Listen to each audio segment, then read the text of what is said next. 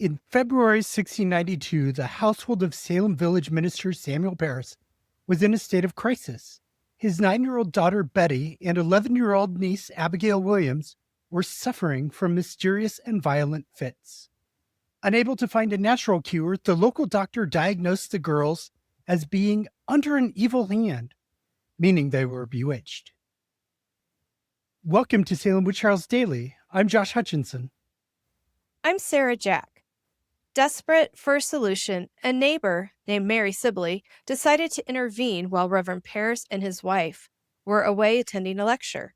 According to historian Marilyn K. Roach, this happened on February 25th. Sibley approached Tituba and John Indian, the enslaved servants of the Parris household, and instructed them to bake a traditional English witch cake.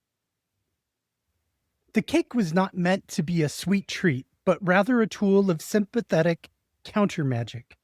Tituba and John gathered rye flour and mixed it with the urine of the afflicted girls, baking the concoction in the ashes of the fireplace.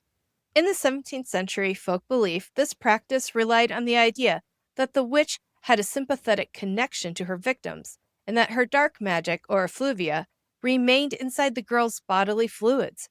By taking the urine, binding it into a cake, and feeding it to the family dog, the colonists believed they could manipulate the spell.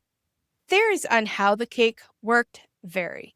Some believe the dog chewing the cake would physically harm the witch and force her to cry out. Others think it would break the spell, and some believe it might transfer the bewitchment to the dog itself. The folk magic didn't cure the girls. Instead, it seemingly opened the floodgates for the Salem witch trials. The girls soon began naming their alleged tormentors. When the Reverend discovered what had happened in his home while he was away, he was furious. In the Puritan worldview, utilizing folk magic was considered a sin, effectively going to the devil for help against the devil.